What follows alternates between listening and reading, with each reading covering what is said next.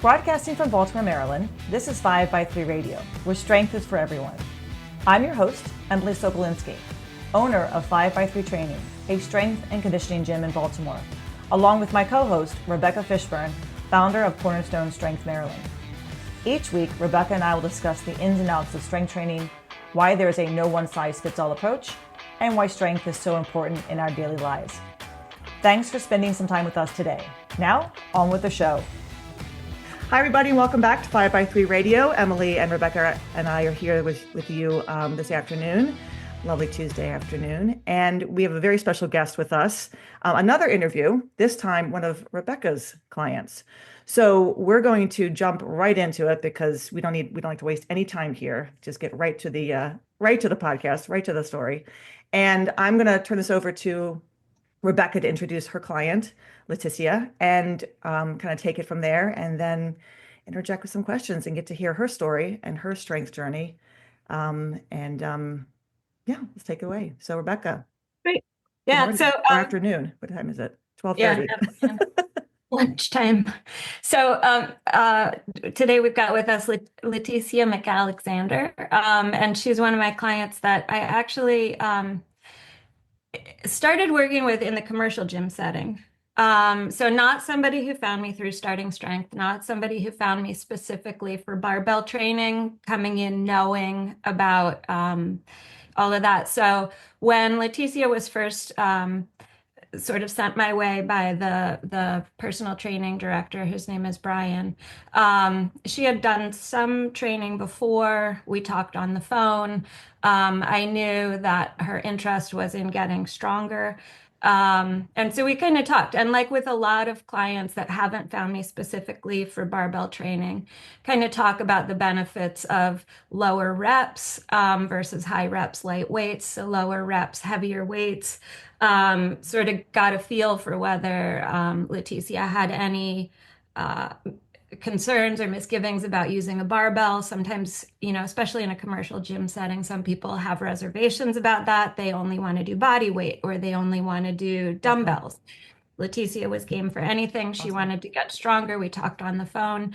I think, Leticia, the word you used was, you said you had done a lot of running in the past and now you were doing a lot of swimming, but you felt blobbish was the word that you used. Yes. But the thing about Leticia that I think is so interesting and motivating and instructional is her motivation for getting started, wanting to be strong, kind of the story around that. So why don't you go ahead and just sort of give us the background of how you got to the point where you were like, okay, I need to do some strength training. Yeah. First of all, thank you for having me on your podcast. I really appreciate and hope there's anyone out there interested. I find that hard to believe, but I'll just go on as I usually do.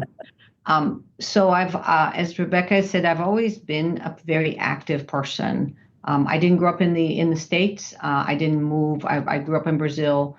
I moved to the U.S. when I was in my early 20s after college, and married a gringo, had a couple of gringo kids, and here I am.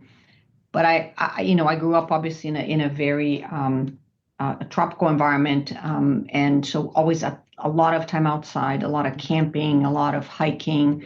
I've always been a very active person. I think I've been very lucky that I naturally never really had to worry about weight so much. So that wasn't kind of a hang up that I carried that I know a lot of women do. If anything, for Brazilian standards, when I was growing up, I was overly skinny. And my nickname was saquinho, which is a Portuguese word for bag, because my nickname was Bag of Bones. And so, yes, they were not so nice about that. But so I've always been active. I came to the U.S. and I continued. I ran some, and then around COVID I moved into biking and then eventually swimming.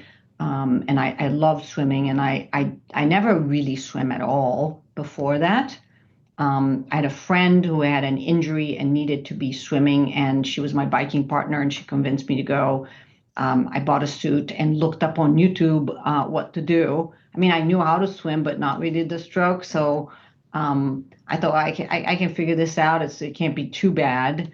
The best part about it is I couldn't see myself swimming, so I couldn't tell what a disaster it was. But it was really interesting to kind of get better at it. And I'm 55, and so it was interesting. It was a great experience to realize that even at 55, I could pick something up that was completely new and actually get better at it. And I was trying very hard to measure my progress not by looking at the other lanes of the pool, but rather by comparing how I was doing, from 1 month to the next. And that was rewarding mentally, which then gets me to how I got into strength training. I'd done some before, mostly machines and kind of the occasional dumbbell. And I did train and I was happy with it. I think that goes back, Jesus, to my 30s now. And then after that, just kind of, oh, I got to do something and I'll do it for a little while. And then I'd stop and then I'll do some more and stop. But I haven't really done anything strength training wise, I would say, in a good solid 10 years. So I always knew that I needed to go back to that. I read about the importance of, strength training for bone density and, for balance and all of those things. But just never really got caught. And I shared this with Rebecca before, it was my doctor that the last time over a year ago when I went, he first suggested, he said, you really need to do strength training. You need to lift weights. You really need to do that. And he gave me all the reasons, the bones, the muscle mass, and I said yes, and then proceeded to never think about it again. Just the occasional Sunday night bout of shame and guilt, which occurs about lots of other things in my life, but that went on until the second time now, a year passed on. And, I convinced myself that, I'm so busy at work. I travel a lot for work, which usually get on the way. But then I don't know, maybe what's magic about that 55 age when I realized that I was going to be so disappointing if I just let more time go by. And my doctor once again said, and what are you doing for exercise? I said that I was swimming. And he said, well, that's awesome. It's great. And yet you can swim 2 miles a day and it's not going to keep you from losing your balance, falling, breaking your hip, and dying 3 months later. Where are these doctors coming from? I know, right? Where are these doctors coming from? Because this is unheard of. He's got a great doctor. You have a fantastic doctor, and I'm listening to you, and I'm thinking about another client of mine who just is going to start back with me, whose doctor said the same thing to her, and I think she's around 54, 55, and she swims, and she says that's great. You need to start strength training. I wonder though if it's like a time thing, because like 10 years ago, I was hearing from clients at the gym that their doctors were saying things to them like, don't squat to depth. Don't let your trainer have you do squats. It's going to hurt your knees. And now, I think maybe there's just well, tell us about your doctor too, because he has an interesting background. I'd like to hear, yeah. Yeah, my doctor is, yes, he was actually in the armed forces. Is that why you? Yeah, I think I told you because I that. think, Okay, that so makes he a difference. probably has Yes. some experience with the importance of strength training, has likely done some himself. And a lot of times it's the doctors that don't know Yeah. about strength training or Yeah. that are I like, mean, Also, yes. the one thing I would say is that for all the doctors I've had in my life, he definitely is one that spends a lot more time compared to the average doctor speaking to his patients. Great. So I've lucked out there for sure, and he really was kind of stern, and because I went in so proud that I was swimming 1.5 miles, 6 days a week, and he's like, yeah, whatever, but that's not enough. So it was it was definitely the right approach for me. It really got me thinking, okay, this is enough of that. So like I said, I've been a member of that gym forever, and and Rebecca was recommended. And when we spoke, I honestly didn't really know what she meant by barbell training. I'd She's seen the game barbells, for anything. and I said, I really need something, and this might as well be it. Also, because of my experience with the swimming, I actually have taken a little bit of an enjoyment for doing things that are completely new, unknown, that I already know I'm going to suck at the beginning. And it may seem a little masochistic, but it in some weird ways mentally, I found that it keeps me feeling young and sharper, and doing kind of this thing that you're afraid of. And for me, that aspect of the gym was definitely something very intimidating, and probably one of the reasons why I couldn't really do anything consistently in the strength area. Felt like I really didn't belong. And for immigrants, belonging is a really big thing. It's a must, it's a thing. And so I really felt intimidated that I didn't know what I was doing, and that I basically had these noodle arms and blobbish figure, now in my 50s. And so I thought, well, I might as well just do it all and just go and do the thing that I'm mostly scared of. And Rebecca seemed to be just the right match for me, because you're very logical and cerebral on your explanation. You break down the movements into these component parts. I think I'm a fairly analytical person, and that helped me a lot. Even if in the beginning I think I was thinking too hard and not That's for going sure. anywhere, but so yeah, I mean that's how I started that. And really, the fact that it was so new was very enticing to me. And I felt this huge sense of accomplishment just for showing up. And so I think that made I guess, the motivation be easier. And I wanted to do well. Also, the fact that I noticed that every day there were just a little more and a little more, like I could see the improvement with each time I did a particular exercise. And it really hasn't been very long, but I always leave the gym feeling not just accomplished physically, but that I've done something that I wouldn't have otherwise done. And at my age, I think that's a great feeling. It's fantastic. How long? I'm sorry. The one thing I was going to Yes. say that I told Rebecca is that this is the more liberating part. Maybe at my age, like I had no goals to look a certain way. That was not really factoring in at all. Like, I could deal with how I look right now. It's blobbish and not necessarily the best, but it doesn't bother Very me. self-deprecating, just by the way. Like, other people cannot see her. And if you saw her and heard what she's saying, you would not think Yes, that this podcast will not be a video. It's only audio. There's just no the video. audio. There's no video. And nobody's going to be able to piece that together unless I explain. So 100% you do not appear to be blobbish. there's no blobbish about you. No, none. So you said it hasn't been long. How long has it that you two have been working together? How long has the training been? 2 months, maybe altogether. I didn't Maybe even a month think and a it was half. that long. Oh, so okay, Yeah. so very, very new. Yeah. Yes. Very new, very new. Fantastic. I'm listening to you talk about the experience of doing something new and coming back to it each time because it is new and it's exciting to learn something new. Oftentimes people, when they try something new, they want to do this, but then it gets frustrating, especially for my ladies.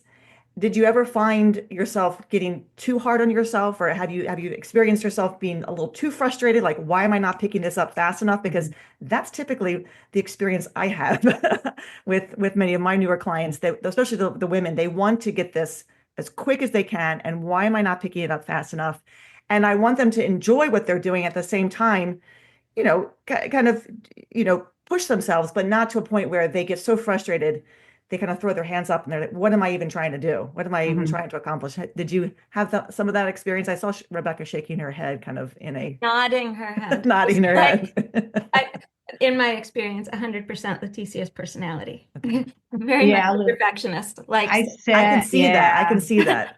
I can I hear set the that. bar a little high, but as much as it's very easy to beat yourself up and become frustrated. And for me, it wasn't even that I wanted to do more of a particular thing. Like I knew that I wasn't very strong, and so I was actually surprised with that part of what I could do. But I didn't anticipate that the movements would needed to be done in a way that my body just didn't want to do them. Right. And then, especially like with my shoulders, I work in IT. This is not being there's no video, but I spend a lot of time in front of a computer and in meetings where I'm just leaning over on a table, and I was really surprised with just how bad that was. And so once again, I just set this bar and I said, "Oh, you're failing. You're failing shoulder. You're failing posture. You have a D minus in elbow." So Ah, I I just was like in a big hurry to like, okay, I just want to get to where I don't suck, and then I'll get a little better at that. yes. But I'm too proud to quit, and I also want to give credit to Rebecca to have just as much, a really right dose of saying, okay, don't breathe at the wrong spot, don't talk, other than that, I'm going to get you through this, but you have to stop overthinking it, Yes. stop thinking about work. And so that balance, because if all I got was motivation, immediately I like smell, the 100%. smear of, like layering on too thick. So, but then again, if it's just kind of it's just on the other side, then I'm like, oh my God, I do suck. Yeah. So she's There's got to be a navigated that balance. very Yes. fine line with me on that, and it's made all the difference. And I said that before. I think if I was in a position where I had to choose between, buying work clothes for the summer and getting the right training, I would just recycle my shit from last summer because I found it to be the differentiator. It's really the difference maker for me. Yeah. Did you, most people, when they begin training, so the first couple weeks, and I'm sure Rebecca said this to you, and I say this to my clients, it really is learning the movement pattern, right? I mean, you come in there with a strength, like you said, you're surprised at how much you actually could lift. It was the actual movement pattern that you were struggling with, squatting this particular way, moving your hips in such a way, deadlifting, figuring out how to get in position for the deadlift. And then once you've got that movement pattern, now the weight's going on and you're getting stronger. But even then, when you're kind of still frustrated with, with yourself, I'm sure you were starting to see a difference in your daily living at Yeah. work, at home. Talk a little bit about that because I tell people all the time, it doesn't take long for you to start to feel a difference immediately. And I don't think people really understand that because sometimes they don't feel like they're doing that much in the gym with the barbell work Right. because they're not coming out sweating and about to pass out. And yet all of a sudden they find like, oh yeah, I picked up that bag of groceries a lot easier and my stair climbing is a lot easier. And they're trying to kind of put the two together. What experience have you had just in the past month and a half with For this? me, it was strange because I was starting to feel like, just squatting down to pick something up, right? Or squatting down to do whatever on the ground. Like it's a little cultural, actually. Maybe in Brazil, you squat a lot more, you do all more things in like that deeper squat. And I had started, and this is one of the reasons I had started to feel like my knees would get sore, or my hips would get sore, or my lower back would get sore. And I actually was apprehensive at the very beginning. I thought I'm just going to make all these things worse, Sure. right? And it was quite the opposite. All of those things went away, and all those movements became so much lighter. So as if before I was actually carrying weight, and now I can just bring up a little easier. I have two children. I have two boys in their 20s, and so a couple times when they visit, would do this thing. And I don't know, one of them saw that it was like the measure of longevity is if you can just sit on the ground with your legs crossed, and if you can just rise without assisting, how quickly, that's a measure of longevity, or one of many, I guess. And I noticed that, last few months it had been harder. I was like all wobbly coming up, and they're like, "Oh, mom, not looking so good." And now, Thanks, boys. they were just home for the Easter holiday a couple of days ago, and it was that much easier to spring up. And it's very recent. And so my husband very quickly said, "Well, it's all in your head." And I'm like, "Well, it works for me. If it's all in my head and I did this, if it's the training placebo effect, it's all the better then." So, wow, all in your head. No, not quite. yeah. Well, I mean, he was joking, saying that that they hadn't been long, and all of that. But Yeah, some I of did that I notice. think is Andy though.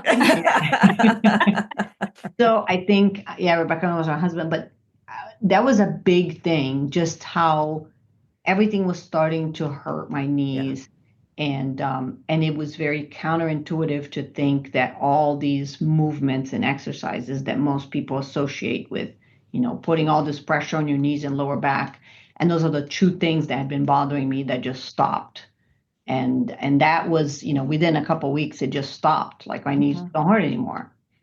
So, People I don't mean, it believe wasn't us. like I couldn't walk, but it was starting to No, get sore. yes. People don't believe us when the people say that. I mean, one of my clients was talking about that the other day, that his knees were, killing him prior to beginning a program. And he was a very active guy. He's in his, mid 40s.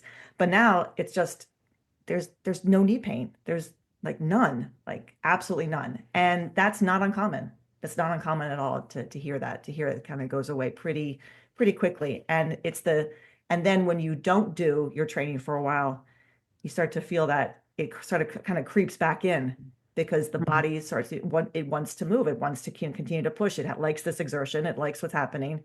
And I know my body doesn't like it when I have a couple days off, so I try to keep my training as consistently as possible. How often do you train? Speaking of that, how often do you work with Rebecca during the week? Well, I tried to do it 3 times a week, and I'm really working really hard to steal one of the time slots.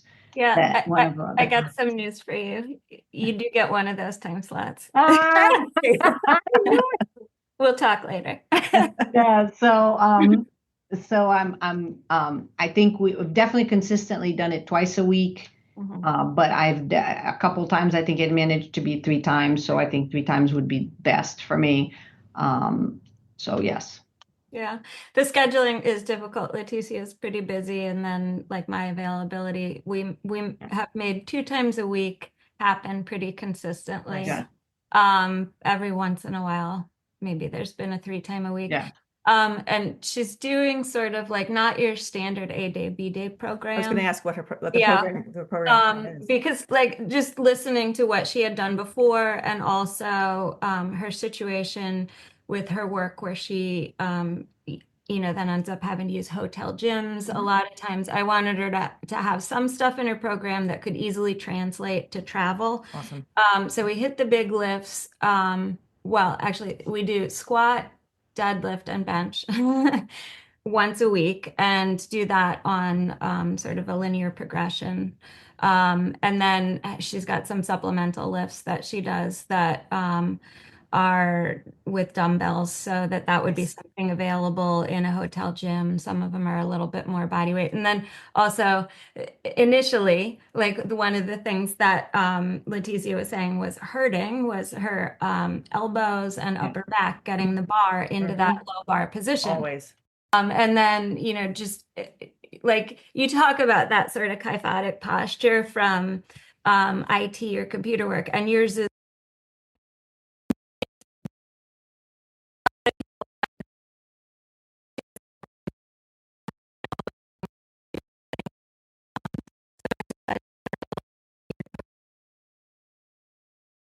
so that she as well.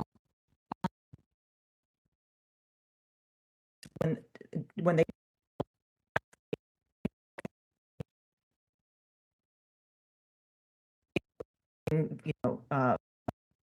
program. It's great. Sometimes it's not.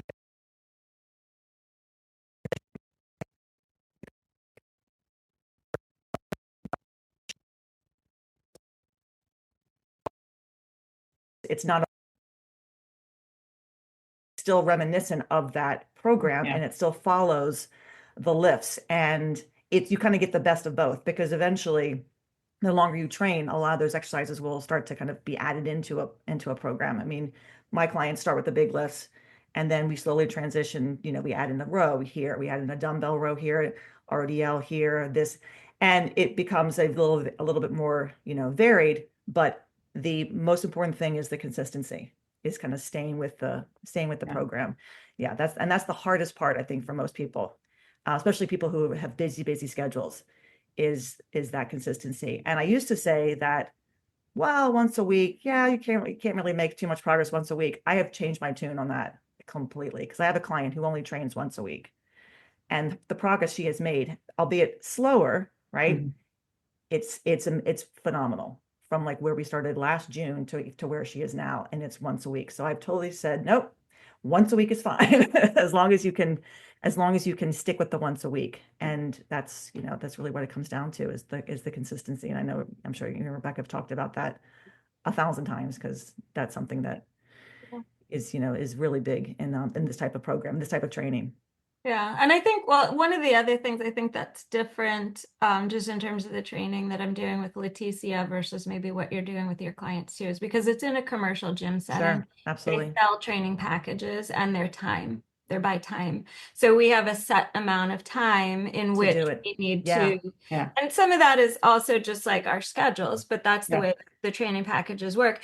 And so, like, one of the things that I thought was really very interesting when Leticia was getting started was just that whole, like, the neuromuscular connection, like how much progress and how much more you can fit into a timed session like that. Oh, I know. The body starts to remember, oh yeah, this is how I'm supposed to move. There was a day with squat with you where it was like, all of a sudden, like, instead of taking, I don't know, 25 minutes or something, it was like we were done in 15. Love it. Or something. It was just like, oh, now we can put more in the program. You can do more, because that, and just seeing that all click for you that one day was just really exciting.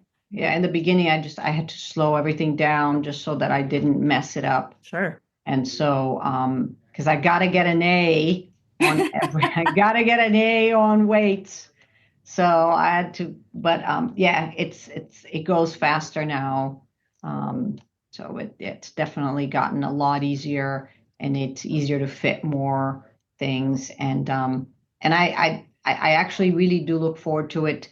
There was an aspect of it all the other times, whether it's the machines or, like, the 15 reps with the dumbbells and stuff that I've done before, which has served me really well. But it's very easy to just kind of it's very easy to just become, I don't know, just something that your mind can drift away from. Mm-hmm. And I lose track, like, well, how many is that? How many? Well, it's really hard to not lose, it's hard to lose track when you're doing something that's heavy enough. It's only 5 of them, and you're looking for that last one when it's really hard to go.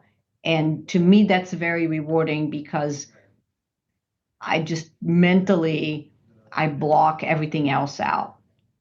One of the reasons I really liked swimming was because, especially in the beginning, I was trying not to die, and really paying attention to my breathing. And I was like, well, this is great, because I block everything else out. I'm just hearing the bubbles. And this is the equivalent of that for me, in that, I'm really thinking about the movement. It's heavy enough that I can't just drift away. I can't just sit in some machine that's basically, not letting me do anything wrong. And I feel, and I even feel when I'm doing it wrong, and I just kind of, oh wait, shit, I gotta correct that. So it's very rewarding, and it's kind of the other side of what I do all day. And it makes me feel, when I go to sleep, I thought, okay, well, I really did what I was supposed to do for me. And that mental part of it is just as valuable. because it gives me that feeling that, okay, well, it's not going to be too late. Like when I'm 60, I'm not going to be a wet noodle. I'm not going to be the person that falls and then wishes they had done differently. And then I do have a fairly demanding job, but it is very clear to me that, that I work in corporate America. And if whatever circumstances are of my company tomorrow, if they call for it, they would thank me for my service and send me off with, a severance package, and that would be the end of that. And then I would be like the noodle lady that never thought she had time to train. And so Right. I really had to get to a point in which I needed to bring more balance to the equation, so that I provide myself with the financial piece that I need, but that I'm not in a position to regret not doing what I needed for my health, because it's very easy not to think about these things when things are going well.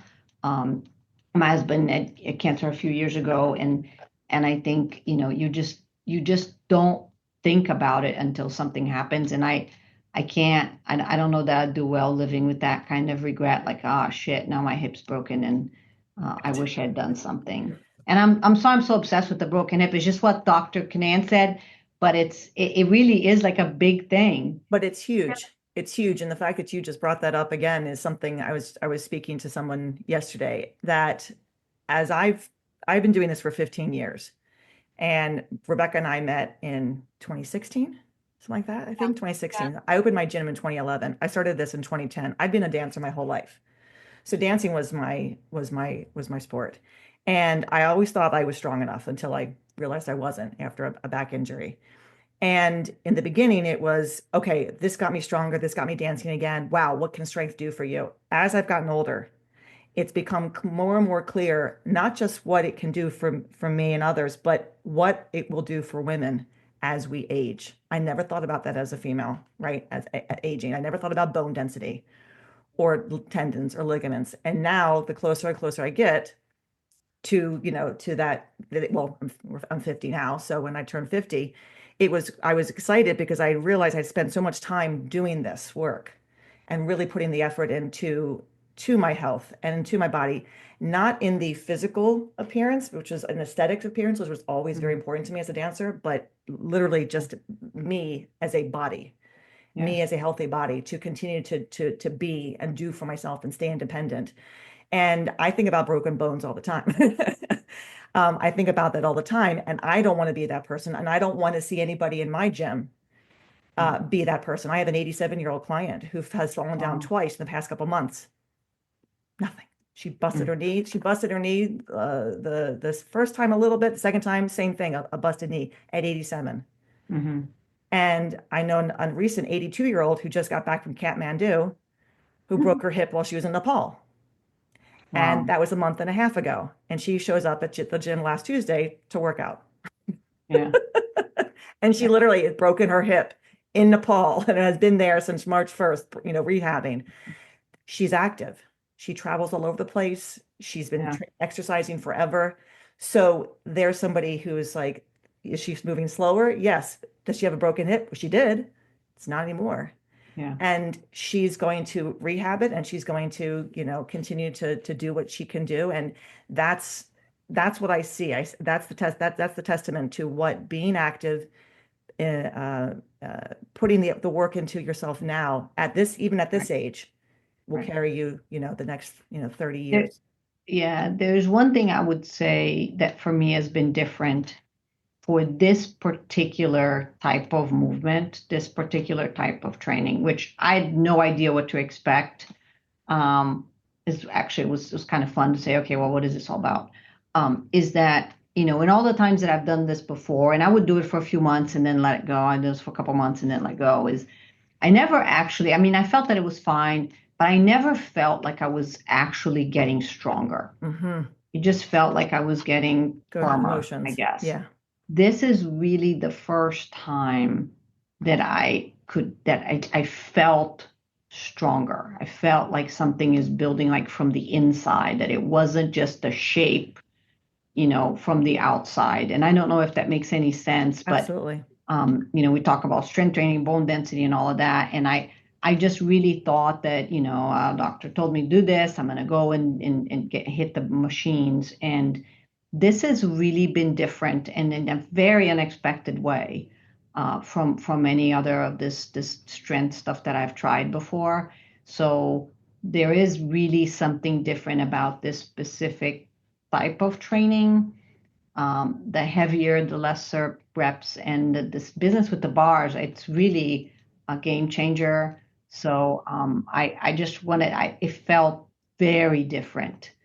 I think what you hit upon was Rebecca's a coach, and you're working with someone who is giving you a program, is progressively overloading your program, is monitoring your lifts, knows exactly how much weight to add, knows what reps to do. So every day you're going in, you're progressively adding either more weight or more reps or more sets.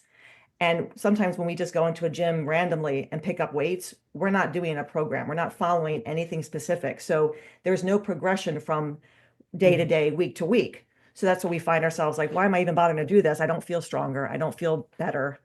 Then you find yourself in the gym 2 to 3 days a week with a coach, with somebody who's cueing you, reminding you, fixing you, moving you, and your body's not just getting stronger, but it's learning how to move in a much better, more efficient way, right, for you. And I think that's what you're experiencing. And I think that's the difference between kind of randomly going into the gym and picking up a dumbbell here and there and getting under a bar, or even, having a dumbbell, but you having a program and knowing what exercise you're doing, why you're doing it. Like as Rebecca said, breaking it down for you, it hits all those systems. All right. I think your neuromuscular, right? You've got like the progressive overload, and you've got a metric. You Yes. can tell that you're getting stronger, not Yes. just because of how you feel inside and outside, Right. but also you can look on the paper and you can see like, okay, I've added this much weight. Like when I first started squatting, it was the 33 pound. I mean, like we even started, I think, with dumbbells, and then like a 33-pound bar. And, now you're doing 60 pounds, so it's like that you can see the weight Yeah. increasing. You're measuring. It's the same thing like you talked about when you were doing the swimming. Yeah. You wanted a way to be able Right. to show yourself Exactly. that you were making progress. Like you can see that you're making progress. It's measured. Yeah. Yeah. I mean, I say this all the time. I look at barbell training like ballet class because it has a very specific, like there's a beginning, like you squat, and then what do you do in ballet? You plie, and then you do your tendus, and then you do your jetés.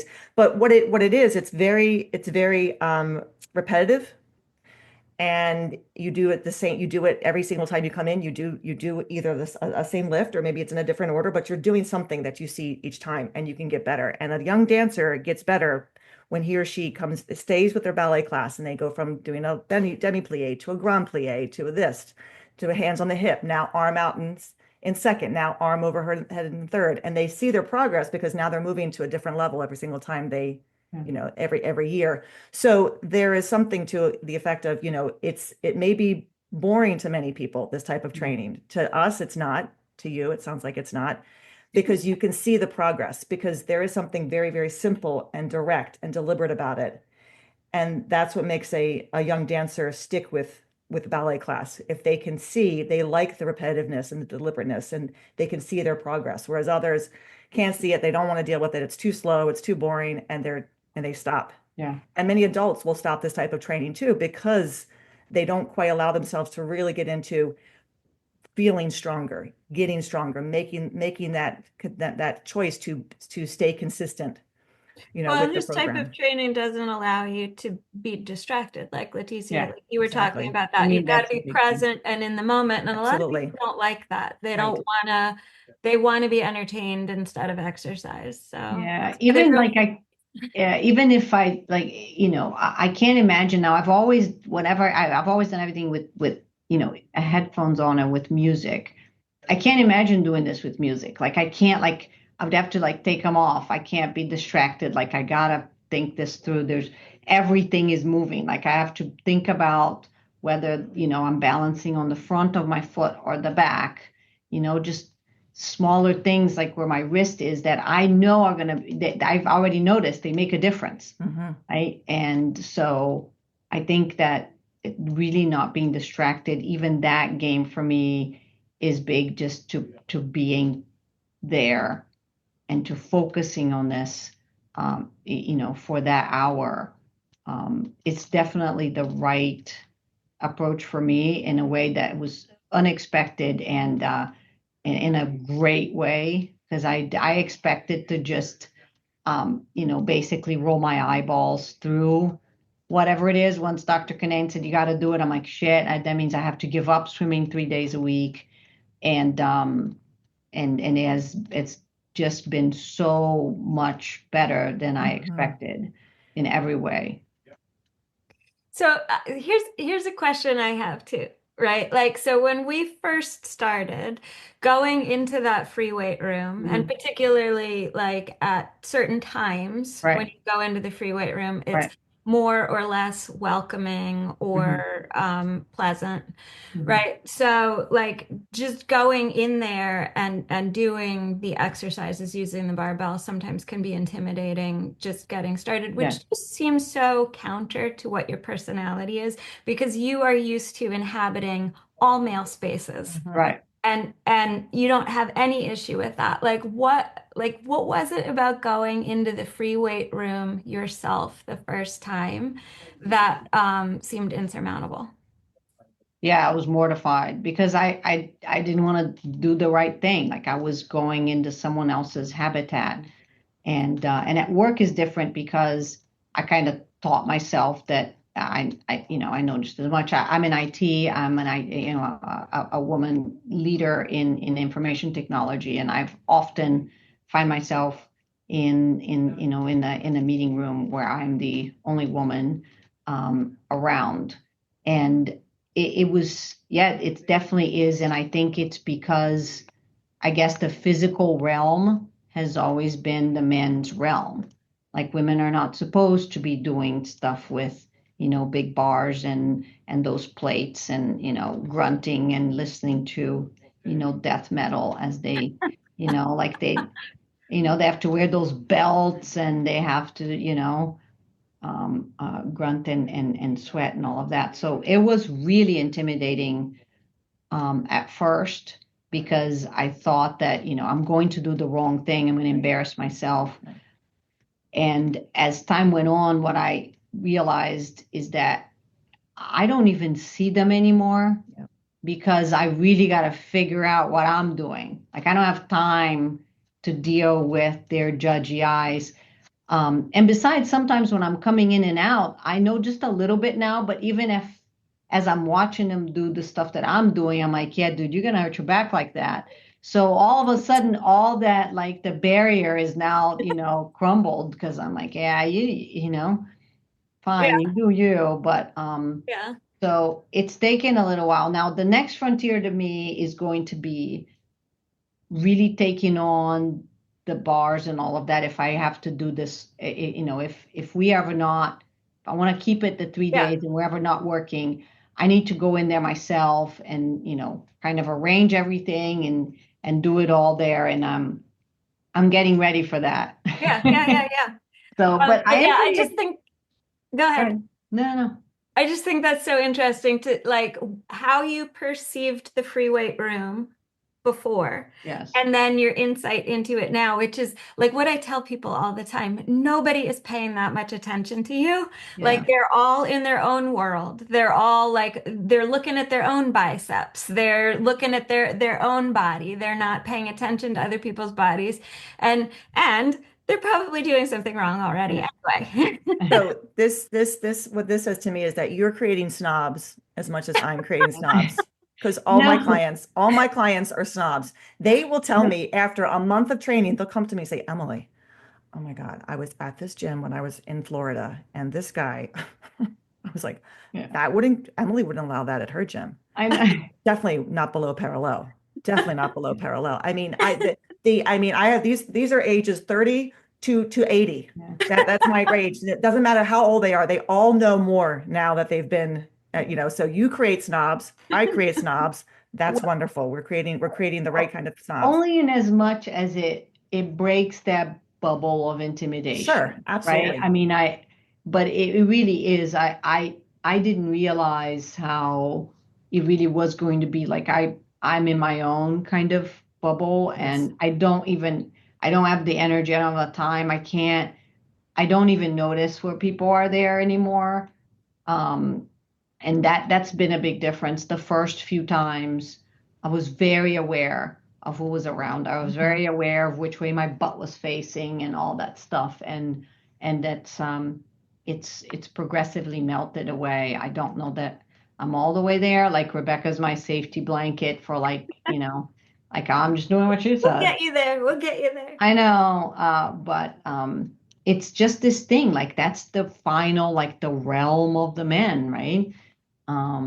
Where they feel comfortable and they kind of strut around and the It- physical yeah, world. it's And so, interesting to hear that because you'd think that now there are more women there are more women who are doing this, right? I mean, there definitely 15 years ago when I first started, I mean, women were the commercial gym that I belonged to had nothing available for me as a female new lifter. I had to bring my own bumpers. I didn't have fractional plates. I mean, there was nothing there. Now I think there's equipment there that to accommodate, more women. But you think that now more women are doing this, but yet we're still intimidated by that space. yes. And I can understand that how many years ago, but even now, there's something about I think honestly, I say a commercial gym because the commercial gyms are very different from like a private gym that's kind of focused on coaching everybody, right? And very inclusive and very specific and to that person and to those and to their programming. So there's a vibe that you get at a gym like that versus a vibe somewhere else. And I was in Italy for the vacation. I went to a gym twice, and I didn't like either gym. Neither one, nobody picked up their equipment, nobody put their equipment away. And I didn't like being there. And I'm a gym owner and I felt intimidated, even though I knew what I was doing. Wow. I felt extremely intimidated benching, asking for a bar to deadlift, and thought to myself, why am I feeling this way? It was the just the vibe of the gym, just that Mhm. that space itself was kind of this is our place, this is our space. There were a couple women there, but I had to kind of find myself saying, I belong here. Of course I belong Yeah. here. I belong here more than, just as much as you do. But I got the looks of like she doesn't who is she? Why is she here? Maybe because I didn't, I And didn't look Italian. Definitely didn't look Italian. it's So they easy knew to they let that knew. stop you Yes. because I spoke with Rebecca on the phone the first time and she said, are you open to doing this? And I'm like, yeah, of course. And then I walk in there, I'm like, oh, I forgot all that stuff is in this room. I'm like, oh, crap. Yeah. I forgot about that. And then I immediately kind of shriveled and shrunk into, this little, I don't know, little nut of a ball of nerves. And even in the gym that we go to, they're two separate rooms. They're connected, but one is where the dumbbells and and some machines, the cable pulls and whatever. And then there's one that's just it has these squat racks. Hmm. And so that's like the super amped up version, right? It is like the most amped up. You're supposed to be the most manly when you're in there. And so setting foot on that side was surprisingly hard, um, for sure. It doesn't surprise me. I think I get that a lot when people come to this type of training, even come to the gym. I mean, they're friendly people there, but there's this look of like iron, bars, racks. And then people start to talk to you, and all of a sudden you kind of, okay, I'm okay now. I can do this. But the intimidation factor is definitely there, and I think it has to do with everything with maybe the vibe that's going off, and you coming to it as I don't belong here, even though of course you do, Yeah. and having to kind of shed that side of you. And I guarantee you, give yourself 3 more months, and You'll that's be, not even you'll be going it alone. not You'll be even seriously. You won't even think twice about it. You won't even remember this conversation of I felt intimidated. Yeah. Well, I did. I'm going away, I guess, in less than 2 weeks. I have to. I go to London a couple times, 3 times a year, and so I always stay at the same hotel, so people know me. And so I sent an email to this person there, and I sent them off. I'm expecting their reply. I sent them off to take photos of what's in that gym because I don't, I usually don't go into that room. And so I'm like, take some pictures. I want to see because I want to. I love it. You're doing your homework. I know. I'm like, I want to see those pictures so that I know what I can do. Because I know, especially in Europe, those gyms are like, they're very small. Yeah. So I want to know what they have so that I can keep making progress.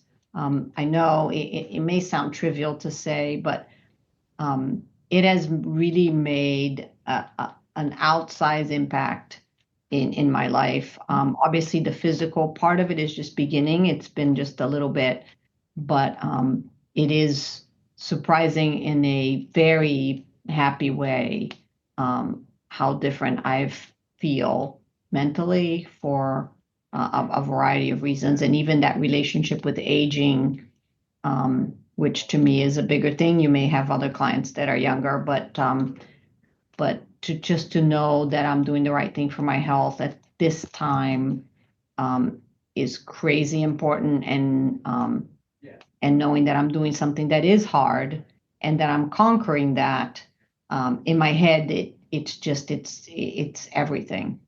It's fantastic. Yeah. I'm getting a DEXA scan this Thursday.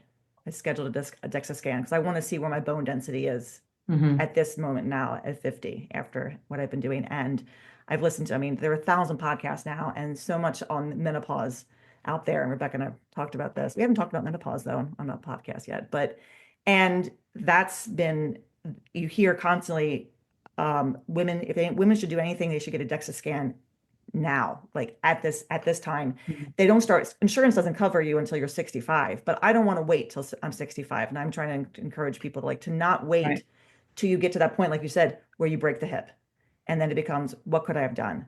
It's starting something like this now, getting an idea of where your body is now, and then seeing that. So that's another right. What I'm blanking on the word, because see here I check, go, like check mark, exactly, a check mark for this is working.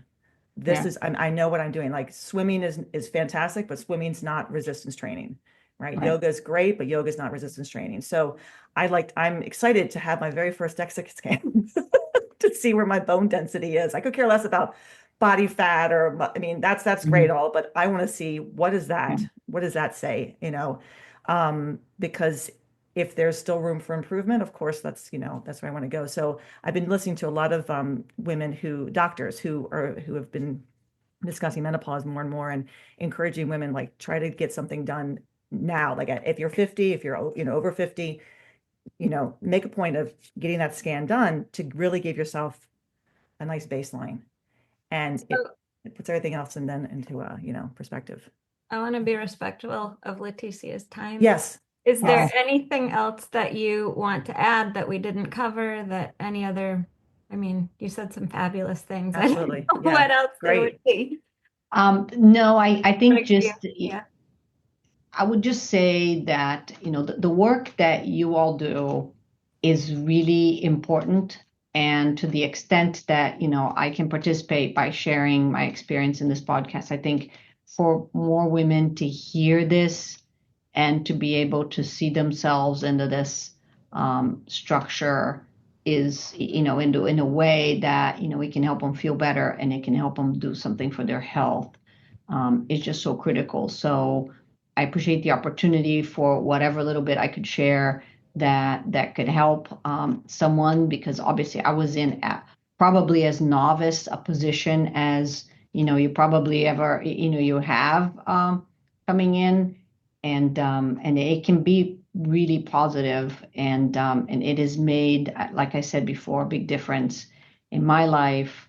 So keep doing the good work. And if you have the menopause podcast session, I can come back for that.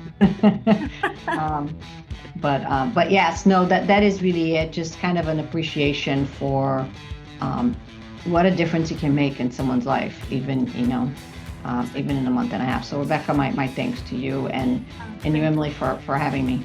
Absolutely. Yeah, we're grateful to have you on here and share your story, and I think it will resonate with a lot of people. Absolutely, definitely. Thank you, Leticia. Thank you so much for being with us today. Thank you very much. Have a good day. Bye. Take care. Thanks for listening to 5x3 Radio with Emily and Rebecca.